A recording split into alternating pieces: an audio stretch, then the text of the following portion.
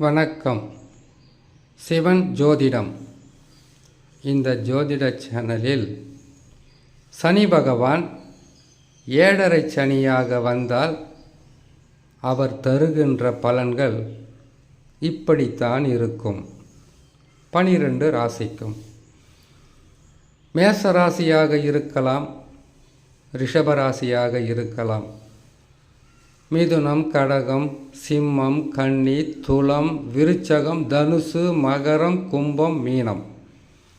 12 ராசிகளில் பிறந்தவர்களுக்கும் சனி பகவான் எப்பொழுது வந்தாலும் எந்த நிலையில் இருந்தாலும் அவர் தருகின்ற பலன்களாகப்பட்டது இப்படித்தான் இருக்கும். 7.5 சனி. சனி பகவானை பற்றி ஒரு சிறு விளக்கத்தை பார்த்துவிட்டு அதற்கு பிறகு பலன்களுக்குள்ளே போயிடலாம். சனி பகவான் ஒரு கடுமை காட்டக்கூடிய ஒரு கிரகம், ஒரு தண்டனைகளை தவறு செய்தால் தவறாமல் கொடுக்கின்ற சாமி கிரகம். தப்பு என்று தெரிந்தும் செய்தவர்களுக்கு தண்டனைகள் அதிகமாக இருக்கும். தவறு என்பதை தெரிந்தும் தெரியாமலும் செய்தால் அதற்கு தக்கவாறு அவர் 7.5 சனியாக, அர்த்தஷ்டம சனியாக, கண்டக சனியாக, அஷ்டம சனியாக வரும்போது தண்டனைகளை கொடுப்பார், கஷ்டங்களை அதிகரிப்பார். இது 7.5 சனியை பற்றி பார்க்கக்கூடிய பதிவு. சனி பகவான் உங்களுடைய சொந்த ஜாதகத்தில் எந்த ராசிகளெல்லாம் இருக்கட்டும், அவர் ஆட்சி பெற்று இருக்கட்டும், உச்சம் பெற்று இருக்கட்டும், நீசம் பகை பெற்று இருக்கட்டும், ஒருவேளை கேந்திர திரிகோணங்களில் நட்பு, சமம், ஆட்சி, உச்சம், நீசம், பகை பெற்று எப்படி வேண்டுமானாலும் இருக்கட்டும், அவர் 7.5 சனியாக வரும்போது என்ன பலன்களை தருவார்? இந்த பலனாகப்பட்டது பிறந்திருக்கக்கூடிய 1 வயது குழந்தை முதல் கொண்டிருந்து 12 வயது வரை பெருசாக பாதகம் சொல்ல முடியாது. பிறந்த குழந்தைக்கும் 12 வயதுக்குள்ளே இருக்கக்கூடிய குழந்தைகளுக்கும் சில பிரச்சனைகள், அது நோயாக இருக்கலாம், படிப்பில் ஆர்வம் இல்லாமல் இருக்கலாம், பெற்றோர்களுடைய ஆதரவும் அரவணைப்பும் குறைந்து காணப்படலாம், உறவுகளால் சில வகையான கஷ்டங்களை இந்த பிள்ளைகள் சந்திக்க நேரிடலாம். 12 வயதுக்கு மேல் இருக்கக்கூடிய ஆண், பெண் இருவருக்கும் ஒரு நிலையில் பலன்களை கொடுப்பார். என்ன கொடுப்பார்? இந்த வயதில் இருக்கக்கூடியவர்களுக்கு பெற்றோர்களுடைய பேச்சை கேட்காத நிலை. எவ்வளவு சொல்கிறேன், ஏதாவது காது கொடுத்து கேட்குதா? இதுக்கு என்னதான் ஆச்சுன்னு தெரிஞ்சு தொலையிலையே, ஏதாச்சும் கொண்டு போய் மந்திரிச்சாவது கூட்டிகிட்டு வரலாமா? அப்படி என்கின்ற வகையில் மற்றவர்கள், உற்றவர்கள், பெற்றவர்கள் இவர்களால் சில நேரங்களில் மன கஷ்டமான வார்த்தைகளை கேட்கக்கூடிய சூழ்நிலையில் இருக்கும். திருமண வயதில் இருப்பவர்களுக்கு நினைத்த வாழ்க்கை கைகூடாது. அப்படி கைகூடினாலும் அதில் சந்தோஷமும் மன நிறைவும் இருக்காது, ஒருவேளை கிடைக்காது.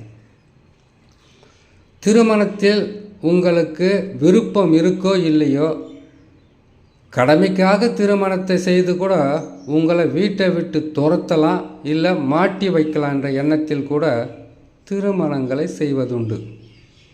ஏன்னா வீட்டில் இருக்கிறவங்களுடைய பேச்சை கேட்டு நல்லா படித்து நல்வழியில் போகணுன்னா அவங்க பேச்சை கேட்டால் தானே அவங்களுக்கு பல வகையில் கஷ்டங்களையும் துன்பங்களையும் வீட்லேயும் கெட்ட பேர், வெளியிலையும் கெட்ட பேர் வாங்கும்போது அவங்க உங்ககிட்ட பட முடியாமல் இந்த மாதிரி ஒரு திருமணமாவது கால்கட்டை போட்டு இதை அடக்கலாம் அப்படின்னு சொல்லிட்டு கல்யாணத்தை பண்ணி வச்சுடுவாங்க.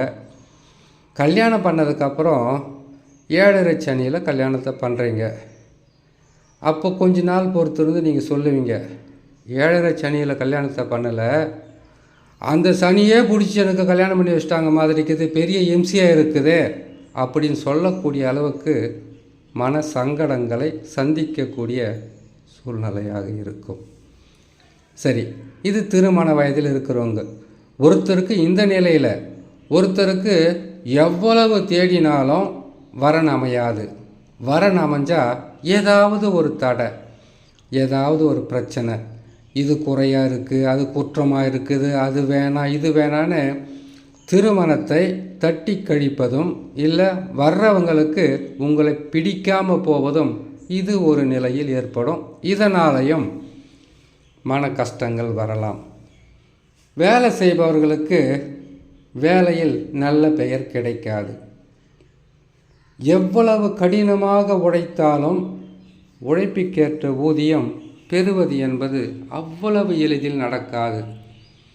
மேலதிகாரிகள் கோபத்துக்கு ஆளாகலாம். அவர்கள் உங்களை உதாசனப்படுத்தலாம். உங்களுக்கு மன கஷ்டத்தை கொடுக்கலாம், துன்பத்தை கொடுக்கலாம். வருமானம் இல்லாத தன்மையாக இருக்கலாம். வியாபாரமாக இருந்தால் வருமானம் குறையும், நல்ல பெயர் கெட்டு போகும்.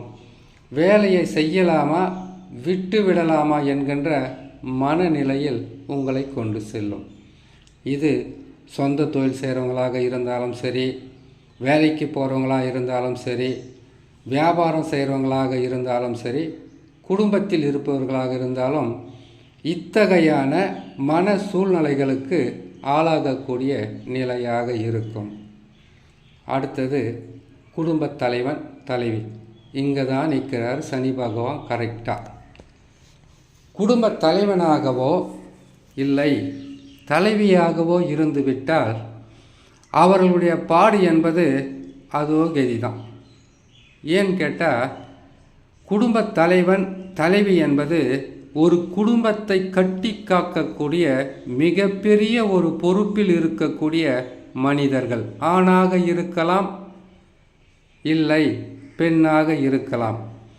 குடும்பத்தில் எது செய்தாலும் குற்றமும் குறையும் மன சங்கடமும் ஒன்றின் பின் ஒன்றாக உங்களை தேடி வரும். மன நிம்மதியே குலைந்து போய்விடும். இல்லையென்றால் இந்த குடும்பத்துக்காக மாடா உழைச்சி ஓடா தேஞ்சதுக்கு எனக்கு கெட்ட பெயர் தான் வந்தது, அதுதான் மிச்சன்னு சொல்லி உங்களுக்கு நீங்களே மன வருத்தப்படுகின்ற அளவிற்கு கஷ்டங்களை கொடுப்பார். 7.5 சனியில் 3 வகையாக செயல்படும். இளம் வயதில் வருவது மங்குச்சனி. இளம் வயதை கடந்து திருமணமாகி குடும்பத்துடன் இருப்பவர்களுக்கு பொங்குச்சனி. இளம் வயதில் வந்த மங்குச்சனியில் 7.5 சனியில் கஷ்டங்களை பட்டிருந்தால் பொங்குச்சனியில் நீங்கள் மிகவும் கவனமாக இருப்பீங்க. ஒரு சிலருக்கு ஜோதிடத்தின் மேல் விருப்பம் இல்லாமல் ஜோதிடத்தை நம்பாத இருப்பவர்களுக்கு இது சோதனை காலம் என்பதே தெரியாது. ஏதோ நடக்குது, என்னமோ கஷ்டமாக இருக்குன்னு இருந்துடுவாங்க. ஆனால் குடும்பத் தலைவனும் தலைவியும் படுகின்ற பாடாகப்பட்டது எதற்கெடுத்தாலும் கெட்ட பெயரும் நஷ்டங்களும் கஷ்டங்களும், வேலை சுமை அதிகரித்தல், அலைச்சலும் மன உளைச்சலும், பொருள் இழப்புகளும், உறவு சிக்கல்களும் ஒன்றின் பின் ஒன்றாக வந்து உங்களுடைய மனதையும் நிம்மதியையும் கெடுத்துவிடும். இதுவே திருமணமாகி குடும்பங்களை அனைத்து வகையான செயல்களும் குடும்பத்திற்கு செய்து வயதான காலத்தில் அமர்ந்திருக்கக்கூடியவர்களுக்கு ஆதரவில்லாத நிலைமை.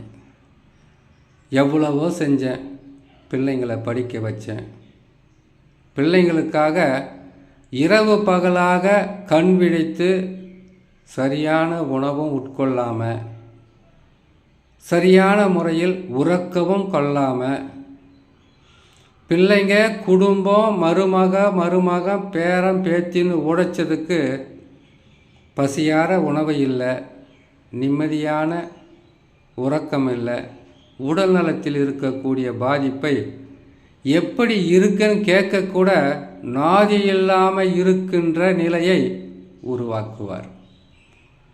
இதெல்லாம் சனி பகவான் கெட்டதுக்காகத்தான் செய்கிறாரா? சனி பகவான் கெட்டது தான் செய்வாரா அப்படின்னு கேட்டால் இல்லை. சனி பகவான் உறவுகளையும் நட்புகளையும் சொந்த பந்தங்களையும் உங்களுடைய உடல் நலத்தையும் உங்களுடைய வாழ்க்கையையும் எப்படியெல்லாம் நீங்கள் வாழ்ந்திருக்க வேண்டும், எதை தவற விட்டிருக்கீங்க, எதையெல்லாம் உங்களுக்காக செய்து கொள்ளாமல் மற்றவர்களுக்காக தியாகத்தை செய்தீங்க, அதனால் உங்களுக்கு கிடைத்த பலன் என்ன, அதனால் உங்களுடைய வாழ்க்கையில் நீங்கள் பெற்ற பலன் என்ன என்பதை அனுபவ பாடங்களாக உங்களுக்கு நடத்துவார். அப்போ உங்களுக்கு நினைவில் வரும் என்னவென்று, இவங்களுக்காக உழைச்சது தப்பு, முதல்ல நம்மளை காப்பாற்றிக்கிட்டு இருந்திருக்கணும். இவங்களுக்கெல்லாம் இடம் வாங்கி வீடு கட்டி கொடுத்தது தப்பு, முதல்ல நம்மளுடைய வாழ்க்கையை சீராக வைத்து கொண்டு இருந்துக்க வேண்டும். செய்கிற தொழிலில் லாபம் வரும்போது எல்லோருக்கும் கொடுத்தோம், இன்றைக்கி பணம் இல்லாமல் கஷ்டப்படும்போது நம்மளை அவங்க திரும்பி கூட பார்க்க மாட்டேன்றாங்களே என்ற மனக்கவலையும் கஷ்டமும் வரும். உடல் நலத்தில் பாதிப்பு வரும்போது தான் உடலினுடைய அருமை தெரியும். சொந்தங்கள் வெறுக்கும்போது தான் சொந்த பந்தங்களுடைய பெருமையும் அருமையும் தெரியும். நம்மளுடைய குடும்பத்தில் நமக்காகவும் நம்மளை நம்பி இருப்பவர்களுக்காகவும் உழைக்காமல் அடுத்தவர்களுக்காக உழைத்ததால் வந்த கெடுபலன் என்பதை சனி பகவான் அனுபவ பாடங்களாக உணர்த்துவார். இப்போ சொல்லுங்கள், சனி பகவான் கெடுக்கிறாருன்னா அடுத்தது கொடுக்க போகிறார். சனி பகவான் கொடுக்கிறார் என்றால் அடுத்ததாக கெடுக்கப் போகிறார் என்பது தான் அர்த்தம். இது 12 ராசிக்கும் பொருந்தும். சனி பகவானின் சொந்த ராசி என்று சொல்லக்கூடிய மகர கும்பமாக இருந்தாலும் சரி, அவர் உச்சம் பெறுகின்ற துலாம் ராசியாக இருந்தாலும் சரி, அவர் நீசம் பெறுகின்ற மேச ராசியாக இருந்தாலும் சரி, நட்பு பெறுகின்ற மிதுனம் கன்னியாக இருந்தாலும் சரி, அவர் இந்த நிலையில் பலன்களை கொடுத்து ஒரு அனுபவ பாடத்தை நடத்தி உங்கள் வாழ்க்கையில் அடுத்தது என்ன செய்ய வேண்டும், எப்படி செய்ய வேண்டும் என்கின்றதை உணர்த்துவதுதான் சனி பகவானின் கடமை. கெடுப்பார் கொடுப்பார், கொடுப்பார் கெடுப்பார். இதை 12 ராசிக்காரர்களும் உணர்ந்தால் தவறான பாதை, தவறான நட்பு, தவறான சேர்க்கை, தவறான வழிகளில் செல்லாமல் உங்களையும் உங்களை நம்பியவர்களையும் உங்களுடைய உடல் நலத்தையும் காப்பாற்றி கொண்டாலே போதும், சனி பகவான் கெடுக்க மாட்டார் என்று சொல்லி இன்னொரு நல்ல பதிவில் உங்களை நான் சந்திக்கிறேன். நன்றி, வணக்கம்.